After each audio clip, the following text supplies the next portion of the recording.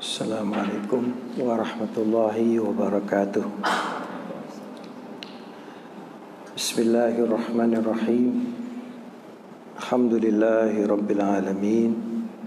Wassalatu wassalamu ala ashrafil anbiya'i wal mursalin Sayyidina wa maulana Muhammadin wa ala alihi wa sahbihi ajma'in. Amma ba'du. Subhanaka la ilma lana illa ma 'allamtana innaka antal alimul hakim.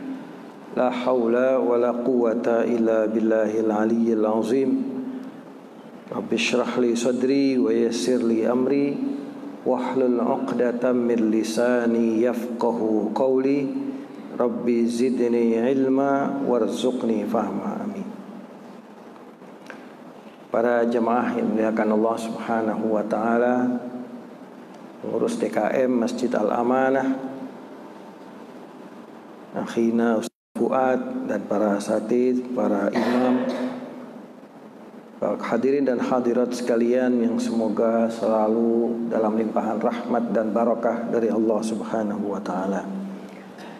Para jemaah sekalian, tema kita siang ini adalah taubat penghapus dosa sebagai cabang dari iman. Ya. Masih bicara tentang serial cabang iman. Disebutkan di dalam Syu'abul Iman karya Al-Imam Al-Baihaqi, seorang muhaddis. Taubat ini masuk dalam cabang yang ke-47, di mana taubat itu asalnya dari taba yatub, artinya roja'a yarji'u, kembali. Saya ilustrasikan begini. Kita hamba sedang berjalan. Berjalan kemana? Kita menuju kembali kepada Allah Subhanahu wa ta'ala. Makanya nanti ketika wafat ada istilah inna ilaihi raji'un. Kita kembali kepada Allah. Jadi kita berasal diciptakan oleh Allah, dunia ini berjalan, nanti di alam akhirat terus, ya, dari alam kubur dan alam akhirat yang lain, padang mahsyar, hisab, kemudian nanti sirat, jembatan. Ujungnya adalah apa? Ilallah, kembali kepada Allah. Namanya jalan, berjalan kepada Allah itu ada jalan. Ya. Supaya nggak sesat jalan, dikasih panduan namanya agama. Ya. Kadang disebut juga syariat. Syariat seakar kata dengan kata-kata syari', artinya jalan. Dalam ungkapan lain disebut sabilillah, jalan Allah. Jadi semua ini adalah jalan. Di mana jalan ini kita lalui, ibarat kita ada di jalan tol, maka treknya, ya, jalurnya sudah dibuat, sudah ada. Kita tinggal ikutin. Orang yang mengikuti jalan Allah, insya Allah selamat. Maka di dalam surat An-Nur, ya, ayat 31 Allah mengatakan, a'udzubillahi minasyaitonirrajim, wa tubu ilallahi jami'an ayyuhal mu'minuna la'allakum tuflihun. Dan taubatlah, kembalilah kalian kepada Allah seluruhnya, wahai kaum mukminin, supaya kalian beruntung. Jadi beruntung jalannya adalah dengan mengikuti jalan Allah. Namanya jalan syariat.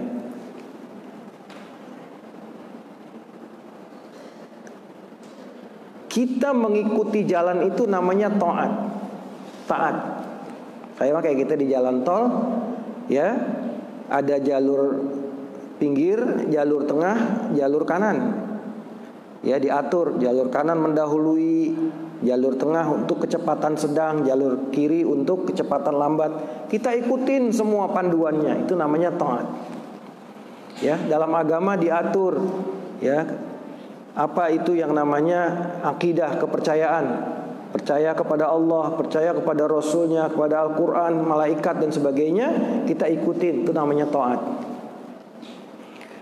Syariatnya dibikin namanya rukun Islam, kita kenal rukun Islam, syahadat, sholat, puasa, zakat, haji dan lain-lain. Kita ikutin semua, namanya taat. Taat di jalan Allah. Kemudian bagian yang ketiga yaitu akhlak yang baik, sifat yang baik, perbuatan yang baik, itu namanya taat. Para sekalian, kadang-kadang ya ketaatan terhadap aturan ini yang kita sebut dengan agama atau syariat, ya seringkali orang itu tidak berjalan di jalannya. Itu namanya ghay, ya. Namanya ghayyan kalau dalam Quran. Artinya dia melenceng. Ini jalannya begini, dia melenceng. Nah, atau dia menentang aturan itu, namanya maksiat. Asa ya'si, maksiat itu artinya menentang, melawan. Ya, tapi melawannya masih ngelawan, cuman gak ikut doang, bukan melawan prinsipnya. Kalau melawan prinsipnya namanya jahada yajhadu juhudan, ya, atau inadan, itu menentang secara total. Ya, misalnya orang yang mengatakan saya nggak mau sholat, nggak ada gunanya sholat, saya nggak mau puasa, ya, itu ada yang menentang total jalan ini, namanya kafir. Saya nggak mau ikut jalan ini, itu namanya kafir. Jadi levelnya begitu, dari kafir, inat atau juhud, kemudian maksiat. Nah, semua ini tidak berada di jalan yang benar, dari mulai kafir sampai maksiat. Maka seorang mukmin ketika dia keluar dari track, keluar dari jalan, dia diperintahkan balik lagi ke jalur, balik lagi ke jalur. Nah, balik kembali ke jalur itu namanya taubat. Itu namanya taubat, rujuk, ya. Rujuk itu artinya kembali. Dan makanya dalam perkawinan itu kalau suami talak istri, kalau masih dalam masa iddah, dia bisa rujuk, bisa kembali. Artinya dia menarik ucapannya, saya nggak jadi cerai deh. Nah, itu kalau masih masa iddah, dia nggak perlu nikah lagi. Tapi kalau sudah lewat masa iddah, dia harus nikah baru. Ya, namanya rujuk, kembali. Nah, bahasa Indonesia jadi rujuk, ya. Bahasa Indonesia jadi rujuk, ya pakai K, rujuk. Para hadirin sekalian, maka itu taubat adalah proses selalu kembali ke jalan Allah. Ya, kira-kira kita pernah nggak keluar dari jalan Allah? Pernah nggak? Ya. Allah perintahkan begini nggak kita kerjakan. Allah suruh sholat nggak sholat. Allah suruh zakat nggak zakat. Ya. Dianjurkan sedekah nggak sedekah. Ya. Anjuran perintah tidak dikerjakan. Atau larangan, baik larangan yang ringan seperti yang makruh atau larangan yang keras seperti haram dikerjakan. Pasti kita semua pernah kan? Ya, pasti pernah lah. Ya. Karena Nabi sendiri mengatakan kullu bani adama khata'un. Semua manusia itu tukang bikin salah. Ya. Wa khairul khata'ina at-tawwabun. Sebaik-baik yang bikin salah adalah mereka yang taubat, yang kembali. Jadi kita butuh selalu kembali. Ya, kembalinya itu yang disebut taubat. Yang disebut dengan taubat. Gimana taubat itu? Kembalinya gimana? Ya, dikatakan dalam surat At-Tahrim ayat 8, tubu ilallahi taubatan nasuha. Ya. Kembalilah kepada Allah, ya, taubat yang nasuha, taubat yang benar-benar taubat. Dikatakan taubat nasuha, ya. Di dalam tafsir Ibnu Katsir misalnya dijelaskan taubatan nasuha itu taubatan shodiqatan jazimatan tamhu ma qablaha minas sayyiat. Taubat yang benar. Ada taubat yang enggak benar. Namanya taubat umat. Ada kan ya? Kayak orang makan sambal kepedesan, pedes banget, kapok gue makan sambelnya. Besok nyari lagi nggak sambelnya? Dicari lagi tuh sambel, kepedesan lagi, kapok lagi, cari lagi besok. Itu namanya tobat sambel. Ya. Atau ada ibu-ibu misalnya, kalau ngebayangin ngelahirin susahnya kayak apa, ya, sakitnya kayak apa. Tapi nggak kapok-kapok tuh ibu-ibu, ya, hamil lagi, ya. Nah, para hadirin sekalian, taubat itu harus shodiqatan, benar-benar, nggak cuma di mulut, tapi betul-betul dilaksanakan. Itu namanya shodiqatan, jazimatan, mantep. Jangan taubat tipis-tipis, jangan. Ya, kalau bahasa anak sekarang tipis-tipis, harus mantep. Ya, yang akan menghapus kesalahan yang telah lalu daripada dia, ya, gitu, ya. Maka taubat itu kemudian dirumuskan oleh para ulama ada 3. Ada berapa Pak? 3, ya. Yang pertama al-iqla'u 'anil ma'siyah. Pertama-tama taubat itu harus berhenti dari maksiat itu. Kalau dia sedang melakukan itu, atau dia berlarut-larut di dalam maksiat itu, dia berhenti dulu. Ya, jangan orang lagi mabok, saya tobat, saya minta ampun pada Allah, tapi masih nyekek botol pada sekalian. Itu bukan tobat namanya. Ya. Lagi ngelihat maksiat sambil nonton maksiat sambil astagfirullah, astagfirullah, astagfirullah, ya. Ada gitu ya. Ya, kata Nabi, orang yang demikian itu sama dengan ngejek gitu, ya, meledek Allah, minta ampun tapi sambil maksiatnya masih jalan terus. Yang namanya taubat, berhenti. Itu namanya taubat yang pertama. Kemudian yang kedua, ya, an-nadamu, ada penyesalan, harus nyesel. Artinya nyesel itu artinya apa? Dia sadar bahwa itu salah, ya, sadar bahwa itu salah dan Allah tidak ridho dengan perbuatan itu, dan dia ingin memperbaiki hubungan dia dengan Allah Subhanahu wa ta'ala. Maka nyesel, ya. Kayak kita kalau sama orang yang kita cintai, ya, terus kita melakukan sesuatu yang tidak dia sukai, kira-kira gimana? Ada rasa bersalah kan? Ya, bapak cinta sama istri, ibu cinta sama suami, atau cinta sama anak, tapi melakukan sesuatu yang tidak dia sukai. Ya, misalnya bapaknya anaknya mau pentas di sekolah, anaknya minta banget bapaknya hadir, bapaknya nggak hadir, gimana tuh? Ada rasa bersalah kan? Ya, menyesal. Nah, itulah tobat. Nah, yang ketiga, setelah nyesel, dia harus meniatkan yang kuat, namanya azam. Ya, azam itu niat yang kuat. Harus azam bahwa dia tidak akan melakukan lagi. Dia nggak ngulang lagi. Gak bakalan saya ulang lagi. Ya, udah nyesel, ampun, tobat kepada Allah, azam. Ya, tidak akan baliklah lagi. Ya, walaupun nanti ya, kejeblos lagi, gitu ya. Ya namanya manusia kan, kejeblos lagi, jatuh lagi, tetap begitu prosesnya. Ya, maka maksiat itu nggak boleh diulang-ulang terus, nggak boleh. Ya, ada namanya fasik Pak ya, pernah dengar fasik ya? Orang fasik itu orang yang melakukan dosa besar, itu fasik. Ya. Orang fasik itu kalau bisa jangan jadi saksi nikah, jangan jadi imam sholat, Jangan jadi muazin. Kalau bisa, makruh saja, tidak diharam. Tapi kalau dipilih, jangan dipilih orang fasik, melakukan dosa besar. Ya.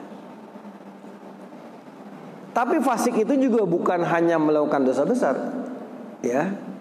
Dia juga orang yang mungkin dia tidak melakukan dosa besar, tapi orang yang melakukan dosa kecil tapi diulang-ulang terus saja. Ya. Kalau ketemu temennya di kantor yang perempuan dicubit, ya, ketemu lagi besok cubit lagi. Ini dosa kecil tapi diulang-ulang, maka orangnya bisa menjadi orang fasik. Ya. Kalau ada perempuan cakep lewat dipelototin tiap hari, ya, dia menjadi kebiasaan dan dia tidak menyesal, tidak bertobat, itu juga orang fasik. Dan dosa-dosa kecil ini kata Nabi, kalau dibiarkan akan menumpuk, bahkan bisa akan menjatuhkan seseorang itu ke neraka. Maka jangan meremehkan dosa-dosa kecil. Nah, 3 ini ya adalah dosa secara umum. Dosa secara umum. Jadi kalau kita mau taubat kepada Allah, ya, ini yang dilakukan. Ungkapannya apa? Ungkapannya adalah istighfar. Astaghfirullahalazim, astaghfirullahalazim wa atubu ilaih, astaghfirullahalazim wa atubu ilaih, ya. Atau seperti ungkapannya Nabi Yunus, la ilaha illa anta subhanaka inni kuntu minaz zalimin. Atau seperti doanya Nabi Adam, Rabbana zalamna anfusana wa illam taghfir lana wa tarhamna lanakunanna minal khasirin. Ini adalah ungkapan-ungkapan penyesalan taubat kepada Allah Subhanahu wa taala. Dan istighfar itu diperintahkan di dalam surat Hud, ya.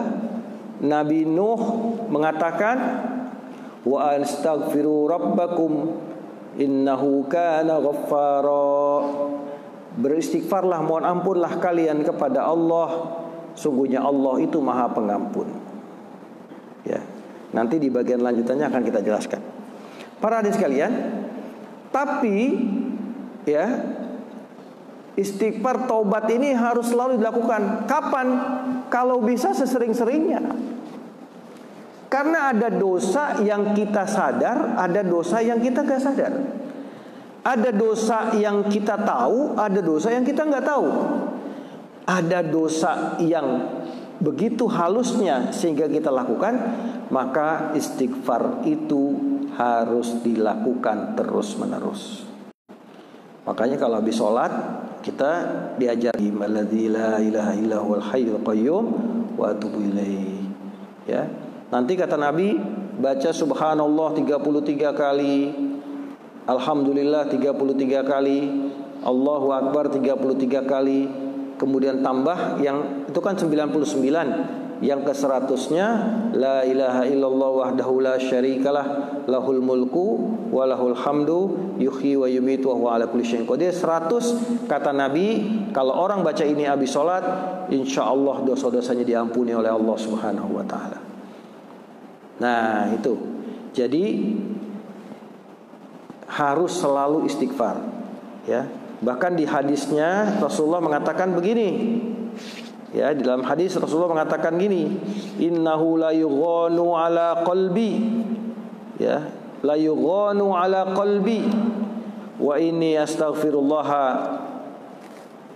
wa inni la astaghfirullah fil yaumi mi'ata marratin. Ya, dalam hadis ini riwayat Abu Musa al-Asy'ari dari Al-A'az al-Muzanni. Hadis ini ada di dalam Sahih Muslim, ada di dalam Sunan Abi Daud, ada di dalam Musnad Ahmad bin Hanbal. Ya. Innahu la yughanu ala qalbi. Sesungguhnya agak tertutup hatiku. Nah, tapi para ulama kemudian menjelaskan apa maksudnya tertutup hatiku. Kata Nabi, gak ada yang berani menafsirkan ucapan Nabi. Bagaimana bisa kita tahu hatinya Rasulullah SAW? Ya, sungguhnya tertutup hatiku, dan sungguhnya aku mohon ampun kepada Allah di dalam satu hari itu 100 kali. 100 kali.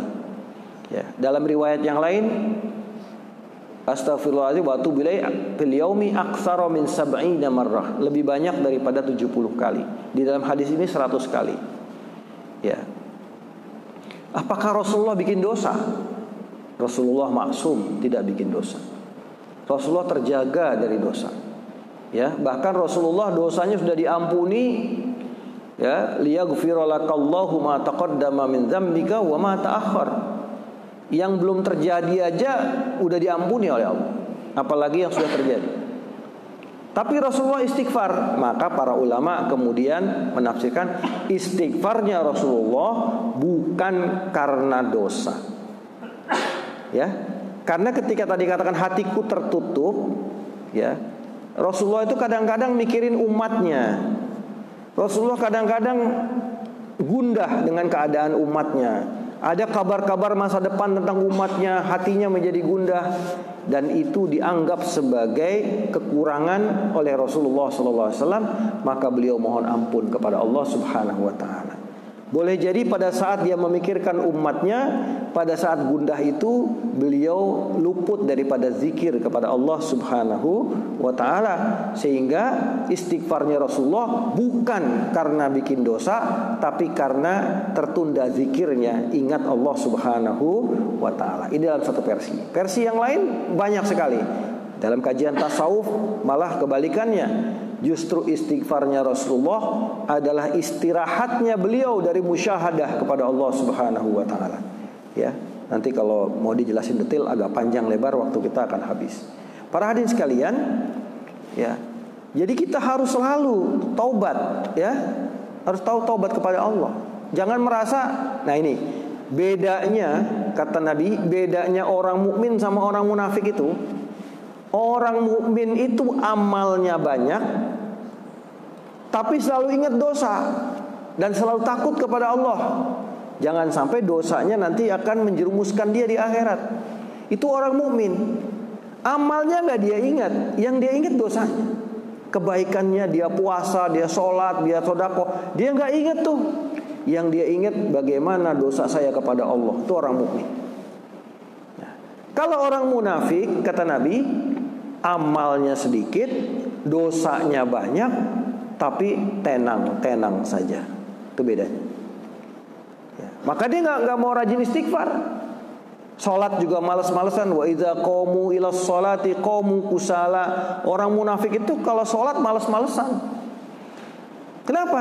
Dia merasa ya, Allah Maha Pengampun, Allah Maha ini, ya. Karena salah satu tiupan setan kepada hamba Allah adalah ucapan Allah Maha Pengampun ini.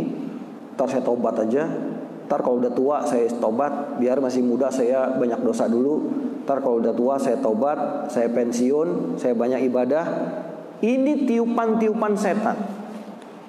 Maka seorang mukmin tidak pernah begitu. Dia selalu ingat kepada Allah. Ya, ingat kepada Allah, ingat dosanya. Maka para kekasih-kekasih Allah, Pak, para aulia-aulia Allah, itu ketika melihat dosa, bukan yang ditakutin tuh hukumannya, bukan. Ya, kalau kita kan dosa takut azabnya, siksanya. Kalau para kekasih Allah itu orang-orang yang berpikir bagaimana kualitas mahabbah hubungan kita kepada Allah Subhanahu wa Ta'ala. Maka ketika dia berbuat dosa, yang mencegah dia dosa bukan pertama-tama takut dosa, takut azab, tapi malunya dia kepada Allah Subhanahu, malu. Ya, saya kalau nggak salah pernah terangkan di sini. Kita berbuat dosa, Pak. Ada nggak perbuatan dosa yang kita lakukan tanpa nikmat Allah? Ada nggak? Ada nggak? Bapak minum khamar, ya, bukan bapak lah ya, orang lain ya, nauzubillah ya. Orang minum khamar berbuat dosa, botolnya dipegang kan? Pakai tangan kan? Tangannya dari siapa? Tenaganya dari siapa? Kekuatannya dari siapa? Masukin ke mulutnya, dicecap sama lidahnya, lidahnya dari siapa? Kemampuan merasakannya dari siapa? Kesehatan badannya dari siapa? Semuanya nikmat Allah. Ketika orang berzina, Emangnya organ vitalnya siapa yang ciptakan? Allah. Jadi ketika kita bermaksiat, kita menyalahgunakan nikmat Allah. Itu yang penting. Karena nggak ada jalan kita berbuat maksiat tanpa menggunakan nikmat Allah. Nggak ada. Kita pakai kaki, kita pakai tangan, kita pakai mata, kita pakai telinga. Semua dosa-dosa itu berjalan di atas nikmat Allah yang diberikan kepada kita. Maka kekasih-kekasih Allah itu malunya kepada Allah Subhanahu wa ta'ala. Ya. Saya sering gambarkan, ya, bapak punya istri di rumah, betul? Istri bapak nggak tahu bapak lagi ngapain di kantor. Tapi bapak kan tidak selingkuh. Bapak tidak jahat dengan perempuan lain, tidak melakukan perbuatan yang dilarang Allah. Ya, kenapa? Kalau takut istrinya nggak lihat, istri nggak tahu. Karena kita punya namanya cinta, yang kita hormati cinta itu, yang bentuknya adalah kesetiaan kepada pasangan kita. Nah, ini yang mahal kalian sekalian. Para kekasih Allah itu membangun relasi dengan Allah bukan hanya dengan unsur dosa, neraka dan sebagainya. Buat mereka nggak penting. Yang penting bagaimana quality hubungan saya dengan Allah Subhanahu wa ta'ala. Maka jangan harap mereka mau berbuat dosa. Berbuat dosa sedikit aja nyeselnya minta ampun, Pak. Ya. Nabi Nuh alaihi salam ketika memanggil anaknya naik perahu namanya Kan'an. Anaknya nggak mau naik perahu, dia pikir naik bukit, bukitnya banjirnya nggak sampai bukit. Ternyata banjir sampai bukit dan tenggelam. Nabi Nuh mohon kepada Allah, ya Allah, innahu min ahli. Ya Allah, anak itu anakku ya Allah. Nabi Nuh meratap kepada Allah. Allah tegur Nabi Nuh, ya Nuh, innahu laisa min ahlik. Itu bukan keluargamu. Orang kafir itu bukan keluargamu. Meskipun dia lahir dari sulbimu, dari tulang rusukmu, tapi dia bukan keluargamu. Innahu amalun ghairu sholih. Karena perbuatannya tidak beriman kepada Allah.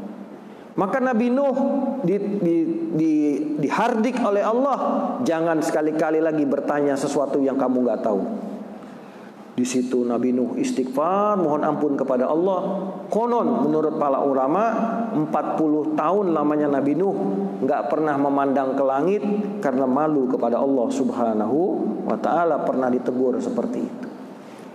Para hadis kalian, ini ya keadaan para nabi, para aulia, para solehin seperti ini. Nah, maka taubat itu ya harus selalu menjadi bagian dari diri kita. Istighfar itu kalau Rasulullah aja 100 kali, masa kita 100? Ya, nggak mungkin dong. 10 kali lipat aja, 1000 aja, belum padan kita dengan Rasulullah. Tapi paling tidak lakukanlah 100. Astagfirullah, astagfirullah, astagfirullah.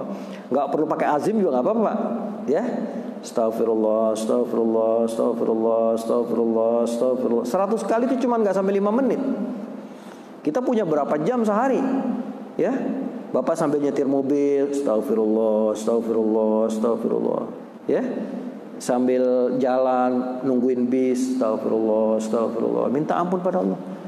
Banyak waktu yang bisa kita gunakan untuk zikir, untuk istighfar kepada Allah. Ya. Nah, maka Allah akan ridho kepada hamba-hambanya yang mohon ampun kepada Allah. Memang dalam akidah Ahlussunnah wal Jamaah, masalah mengampuni atau tidak mengampuni adalah hak mutlaknya Allah Subhanahu wa ta'ala. Betul gak? Betul apa tidak? Kalau kita menganggap Allah maha kuasa atas segala sesuatu, maka Allah boleh mengampuni, Allah pun boleh tidak mengampuni. Itu dalam akidah Ahlussunnah wal Jamaah. Tapi Allah sendiri menyatakan, wa inni laghaffarun liman taba wa amana wa amila sholihan.